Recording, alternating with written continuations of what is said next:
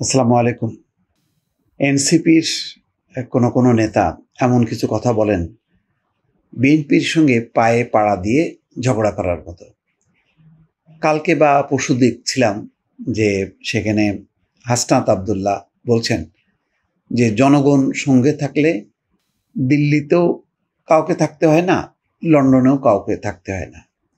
অর্থাৎ দিল্লিতে শেখ হাসিনা আছেন, যেহেতু জনগণ সাথে নেই। আবার লন্ডনে তারেক রহমান আছেন, যেহেতু জনগণ সাথে নেই। এই যে কথাবার্তাগুলো শেখ হাসিনার সঙ্গে তারেক রহমানকে মিলানো, এই প্রেক্ষাপটে যেখানে তারা জানে যে তাদের সেই গণঅভ্যুত্থানে বিএনপি যেমন নিজেরা আন্দোলন করেছে, তেমন তাদেরকেও সমর্থন করেছে সমস্ত রকম পরামর্শ দিয়ে, সেখানে কেন এই ধরনের উক্তি? এটা কি অনেক বড় গলায় কথা বলা হচ্ছে না? তাদেরকে মানায় এটা? তারপরে আজকে দেখি সার্জিস আলম বলছেন যে কালকে রাতেই দেখেছি, শাপলা না হলে ধানের শীষও প্রতীক হতে পারবে না। শাপলা জাতীয় ফুল, সেটা নির্বাচন কমিশন বলেছে এই শাপলা কাউকে দেওয়া হবে না। সেটা নির্বাচন কমিশনের ব্যাপার। নির্বাচন কমিশনের সাথে তারা সেই আর্গুমেন্টটা দিতে পারে বা আদালতে যেতে পারে। সেখানে ধানের শীষের সমস্যাটা কি? ধানের শীষ কি জাতীয় প্রতীক কোনো অর্থে? সেটা না, কিন্তু তারপরেও উদ্দেশ্যমূলকভাবে ধানের শীষকে বলা হচ্ছে। এই জন্যই বলছি যে এনসিপির নেতারা কেন পায়ে পাড়া দিয়ে ঝগড়া করছে, এটা কিন্তু আমার বোধগম্য না, এবং এটা অত্যন্ত দুঃখজনক।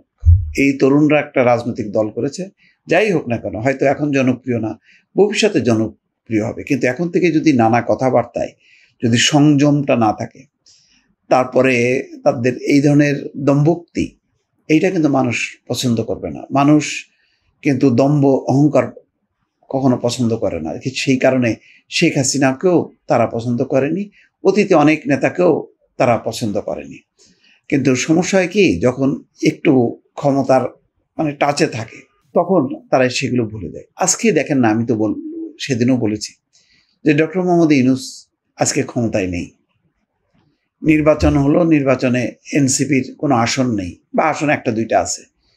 তখন যে পরিস্থিতিটা হবে, রাজনৈতিক পরিস্থিতি সামলানোটা, তখন কি এত বড় বড় গলায় কথা বলতে পারবে? এখন বিএনপি কিছু বলবে না, কারণ বিএনপি তো নিজেই এখন ভিকটিম। কবে নির্বাচন হবে না হবে সেগুলো তারা বুঝতে পারছে না।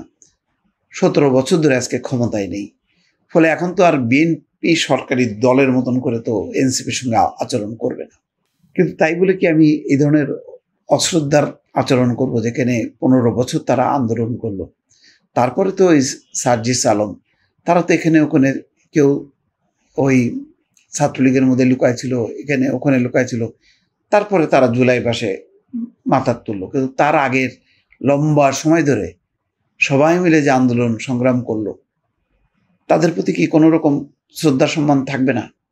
তো কি হয়েছে ঘটনাটা হলো এই, শাপলা যদি রাজনৈতিক দলের প্রতীক না হতে পারে, তাহলে ধানের শীষও প্রতীক হতে পারবে না বলে মন্তব্য করেছেন এনসিপির নেতা সার্জিস আলম। তিনি বলেছেন, জাতীয় ফুল হিসেবে শাপলার প্রতীক হতে আইনগত কোনো বাধা নেই, কারণ জাতীয় ফল কাঁঠাল অলরেডি মার্কা হিসেবে আছে।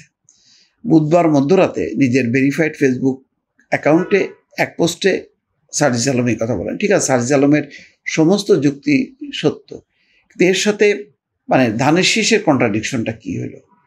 ধানের শীষ কি কোনো জাতীয় ফল বা জাতীয় কোনো খাদ্য, এরকম ভাবে কোনো ঘোষণা আসছে? ফেসবুক পোস্টে সার্জিস আলম লিখেছেন, শাপলা জাতীয় প্রতীক নয়, জাতীয় প্রতীকের একটি অংশ। একইভাবে ধানের শীষ, পাট পাতা এবং তারকাও জাতীয় প্রতীকের অংশ। শাপলা যদি রাজনৈতিক দলের প্রতীক না হতে পারে, তাহলে ধানের শীষও প্রতীক হতে পারে না। আর যদি জাতীয় প্রতীকের যে কোনো একটি অংশ রাজনৈতিক দলের প্রতীক হতে পারে, তাহলে শাপলাও হতে পারবে। তিনি আরও লিখেছেন, জাতীয় ফুল হিসেবে শাপলার প্রতীক হতে আইনগত বাধা নেই, কারণ জাতীয় ফল কাঁঠাল অলরেডি মার্কা হিসেবে আছে। আর যদি মার্কা দেখেই ভয় পান, তাহলে সেটা আগেই বলেন। মার্কা থেকে ভয় পাওয়ার কি আছে? শাপলা হইল, এটা তো জাতীয় ফুল হিসাবে এই কারণে দেয়নি। এটা নিয়ে মাথায় নেই যে শাপলা হইলেই একেবারে মাথায় বাজ পড়বে বিএনপির বা অন্য কারোর, এমনটা কি? এই ধরনের আর্গুমেন্ট বা কথাবার্তাগুলি অর্থটা কি? কেন বিএনপির সাথে এই বিরোধ? আমার দর্শক মাথায় ঢোকে না।